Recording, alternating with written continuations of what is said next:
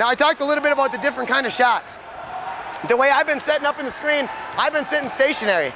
So if Becca doesn't come, I'm able to knock this shot down right here, okay? The other option, some of you junior players, you want to be a threat as you roll in as well, so you got that option of taking that shot, and I'm going to be ready to knock down this shot. The tricky part about rolling in is you got to find that up as loud as I can. Sorry, I'm trying to be as loud as I can. The other tricky part about that is that you got to be ready to shoot when you roll in, and you want to make sure you're rolling to take the shot where you want from behind the screen.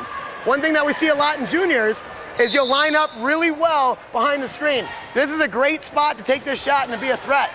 Well, then what juniors tend to do is they want to roll this way, and they end up taking the shot from right here.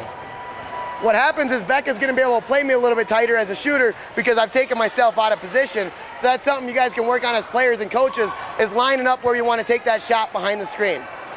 So we talked about stationary, talked about rolling, and then something different, you know, some of the players that are working on their range and got a little bit of a fadeaway, it makes it a little bit more difficult if you can fade and be able to hit this shot.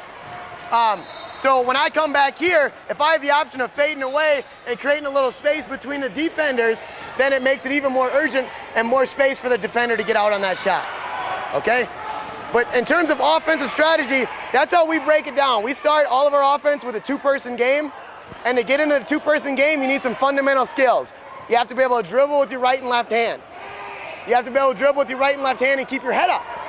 You have to be able to pass with your right and left hand, and you got to watch your fundamentals about where you release on that pass, and then, you know, you got to work on some of that shooting stuff as well.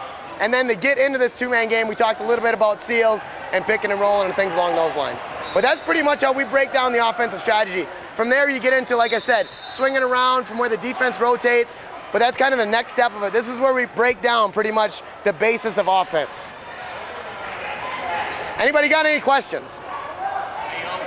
Yeah. You showed them the problem with having too much space where you can be jumped. Can you show the problem if you get too close to the screen? Good. And you know, hung up on your players? Dave brings up a great point. We talk about the spacing for you behind the screen. If you have too much space and I'm a shooter and Becca jumps, come on, Bex. Okay?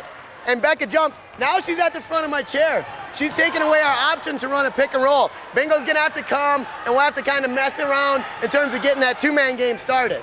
All right? Go ahead, back. Now, the other thing that we tend to see, if I sit right here and I don't have enough space, there's a couple things that can actually happen. If they do jump, Brian and I are gonna get gummed up on each other, and we're not gonna be able to run that pick and roll quite as cleanly, quite as well as we want. But the other thing is, if I try to shoot right here, Becca and Steve are both awfully close to that shot. So that's where we're saying, as a coach and as players, you got to find that happy medium of where you want to set up behind that screen. Good. Anything else? Anything else? Questions? Yeah.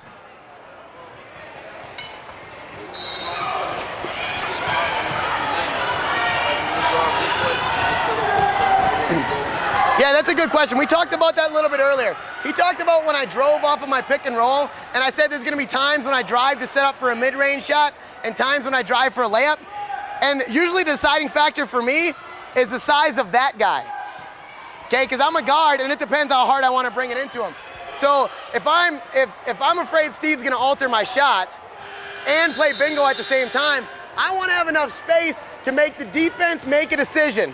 The key about offense, you know, if I had to break it down into a one-sentence type deal, is you want to put the defense in a position where they have to make a decision. It's quite as simple as that. If I'm here and lined up, the defense has to decide if they're willing enough to give up wheel position to take a shot away from me. If we get in a pick and roll, Becca, come on and drive. I'm going to drive tight enough. Now I see Steve's got a little bit of height, and I don't have as much height. In that situation, I'm going to drive to this mid-range shot, square up and be a threat here, instead of bringing it into Steve, where Steve, if I come here, Steve's gonna have a pretty good hand. He's gonna be able to play myself and Brian pretty well. So that's where you gotta make a decision as an offensive player. For me, in terms of coaching philosophy, I talk to my guys, I'd rather take a wide open 7-footer than I would a contested 4 or 5-footer. Does that make sense? So if I drive here, I have the option of squaring up here and having a wide open 8-footer. versus driving in and having this contested 4 or 5 footer. So that's kind of about your strategy as a player as well as your strategies as a coach. Great question. Anything I missed? Dave, anything we should touch on? Questions? Now's the time. How about individual drills or skills? We talked a little bit about those earlier. Any questions on things to work on? You know, you set goals for yourself is the biggest thing I can tell about individuals. So, you know, I said I come out here and I pick 7 spots and I won't be done until I beat all 7 spots. Maybe that isn't a realistic goal for everybody. But that's where we talked about, you know, there's a teaching session about goal setting. Find something that's reasonable for you guys that's going to work out for yourself and for your team. And that's on coaches as well as players. Any other questions? Good. Well, as you get better at this two-person game and you put the defense in a position to rotate, you know, then you can start talking about swinging the ball around and where the open shot is. But I can tell you the basis fundamental offensive strategy is this two-person game right here in wheelchair basketball. So I appreciate everyone coming out. And we got some handouts. If you'd like some handouts, it talks about some of those drills. It has my email on there. Contact me with any questions that you have or if you need some additional copies. So thanks for coming out. Something a little short about like team play versus one-on-one moves. Oh yeah, we talked about that all in two-person. Brian mentioned something about, you know, playing as a team versus playing one-on-one. And whenever we teach a game, I teach my players that if we have a two-person game going on right here, then we have 2 people working together. And then the person at the free throw line knows that's going on, so they're gonna hold and wait for the defense to rotate. And the other side is ready to run that two-person game, also setting some seals to get in the paint. So we try to attack a defense as a team instead of one-on-one cuts, if that makes sense. And this is a great offensive starting strategy for attacking that as a team.